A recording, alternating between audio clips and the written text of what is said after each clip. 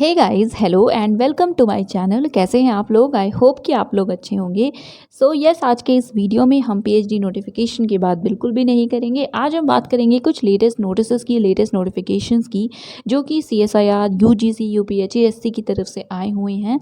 So yes, clickbait नहीं है। CSIR की जो जेआरएफ वैलिडिटी है उसे एक्सटेंड किया गया है 1 साल के लिए, 2022 तक के लिए। But yes, it doesn't mean कि आप सबके लिए ऐसा है। जिन्होंने पहले क्वालिफाई किया था, वैलिडिटी ओवर हो रही थी, उनके लिए है ये स्पेसिफिकली। सो यस, हम ओपन करेंगे उस पर्टिकुलर नोटिस को और उसे देखेंगे। उसके अलावा यूजीसी की तरफ से भी कुछ नोटिस आए हुए हैं, उसे देखेंगे। एंड यस, यूपीएचईएससी की तरफ से आपको पता है डेट्स एक्सटेंड हो गई हैं। अभी भी अगर आप चाहें तो असिस्टेंट प्रोफेसर के लिए अप्लाई कर सकते हैं। एंड ऑल्सो जो डेट है एग्ज़ाम की, रिटन एग्ज़ाम की, वो भी आई हुई है अक्टूबर, नवंबर, दिसंबर में। सो हम उस नोटिस को भी देखेंगे, राइट। सारी ही लिंक्स आपको डिस्क्रिप्शन में मिल जाएंगी, आप चेक कर सकते हैं।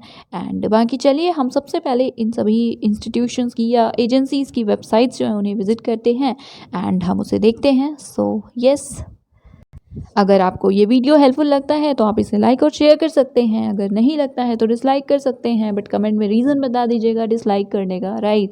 उसके अलावा आपको पता ही है कि आपको भूलना नहीं है, और चैनल को सब्सक्राइब करके आप चाहें तो जो बेल आइकन है उसे प्रेस कर सकते हैं, सो दैट आप कोई भी जो नोटिफिकेशन है वो मिस ना करें, और जब भी वीडियो आए तो आपको नोटिफिकेशन मिलती रहे। एंड यस, आप हमारा टेलीग्राम चैनल भी ज्वाइन कर सकते हैं, ग्रुप भी ज्वाइन कर सकते हैं। So yes, that is it. अब हम स्टार्ट करते हैं जो नोटिसेस हैं उन्हें देखना। सो सबसे पहले विजिट करते हैं सीएसआईआर की वेबसाइट पे। सो चलिए स्टार्ट करते हैं। यस, तो ये है सीएसआईआर एचआरडीजी की वेबसाइट, ऑफिशियल वेबसाइट। लिंक है CSIR@HRDG.res.in। आपको लिंक्स डिस्क्रिप्शन में मिल जाएगी, चेक कर लीजिएगा। यहीं पे आप स्क्रॉल करेंगे सो न्यूज़ एंड अनाउंसमेंट्स के सेक्शन में न्यूज़ है, और उसी में फर्स्ट वाला नोटिस है इसी से related, which is further extension of validity period of JRF. 30 June dated है। तो चलिए हम पहले इसे ओपन करते हैं, एंड बाकी जो भी नोटिस सर्कुलर्स आते हैं उसे भी आप देख सकते हैं। हम इसी को डिस्कस करेंगे। सो यस, ये है वो notification, extension of validity period till 31 March 2022। Okay, so actually आपको पता है कि लास्ट 2 ईयर्स में क्या हुआ है, क्या रही है कंडीशंस हमारे कंट्री में। सो पैंडमिक की वजह से बहुत डिफ़िकल्टीज़ हुई हैं, जो भी जेआरएफ क्वालिफाइड कैंडिडेट्स हैं उनको भी और बाकी सबको भी हुई हैं। तो ट्रैवल में बैन था, रिस्ट्रिक्शंस थे, फिजिकल मूवमेंट में रिस्ट्रिक्शंस थे, एडमिशन प्रोसेसेस डिले हो चुके हैं बहुत ही ज़्यादा। सो इन्हीं सारी चीज़ों को कंसिडर करते हुए सीएसआईआर ने ये डिसाइड किया है, ठीक है। It has been decided that the validity period of CSIR JRF of qualified candidates of CSIR UGC NET December 2017 and 2018 में जून 2018। सो बेसिकली दिसंबर 2017 और जून 2018 में जिन्होंने क्वालिफाई किया था उनका ओवर होने वाला था वैलिडिटी पीरियड, इसीलिए एक्सटेंड कर दिया गया है 1 मोर ईयर के लिए। सो अभी वो ओवर होगा, ख़त्म होगा 31 मार्च 2022 को। सो तब तक के लिए एक्सटेंड हो गया है, और बाकी जो भी टर्म्स एंड कंडीशंस होते हैं वो सभी सेम है। सो यस, ये ऑफिशियल वेबसाइट पे है और आप इसे चेक कर सकते हैं, क्रॉस वेरीफाई कर सकते हैं। अब हम विजिट करते हैं यूजीसी की वेबसाइट पे और देखते हैं कि हमें क्या नए नोटिस मिलेंगे उनकी वेबसाइट पे।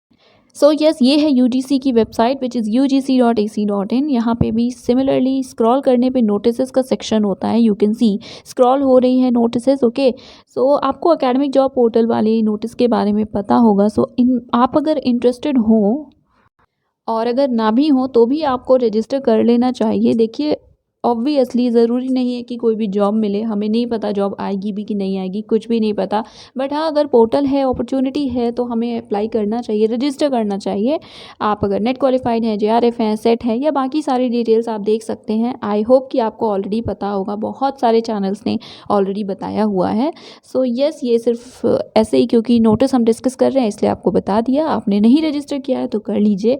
उसके अलावा यहाँ पे एक नोटिस है ऑनलाइन प्रोग्राम से रिलेटेड। सो कुछ यूनिवर्सिटीज़ को यूजीसी ने रिकॉग्नाइज़ किया है या बेसिकली परमिशन दी है कि वो ऑनलाइन मोड से अपने कुछ प्रोग्राम्स यूजीपीजी से रिलेटेड उन्हें वो कंडक्ट कर सकते हैं। सो आप उस नोटिस को देख लीजिएगा। आई थिंक जून स्टार्टिंग में फर्स्ट और सेकेंड वीक में वो नोटिस आया था, एकेडमिक जॉब पोर्टल वाली नोटिस से भी पहले, ठीक है। और एकेडमिक जॉब पोर्टल वाला नोटिस था 15 जून के अराउंड। सो आप उसे चेक कर लीजिए।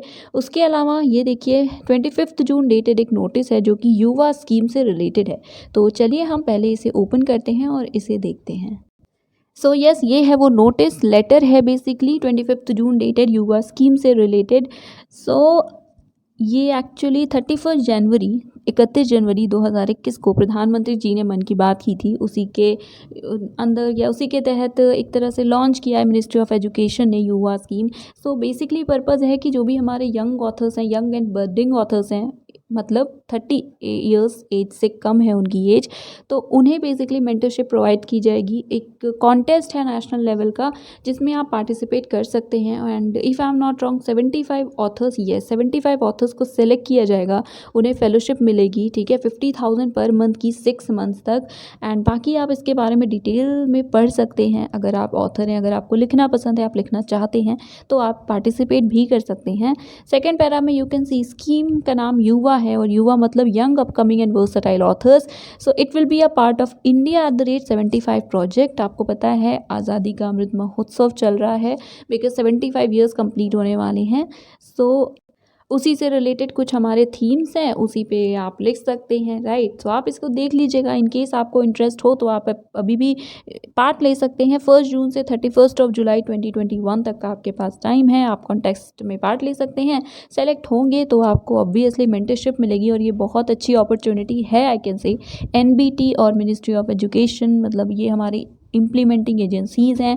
There is a provision for payment of a scholarship of 50,000 per month for a period of 6 months to be paid to each of the selected 75 authors.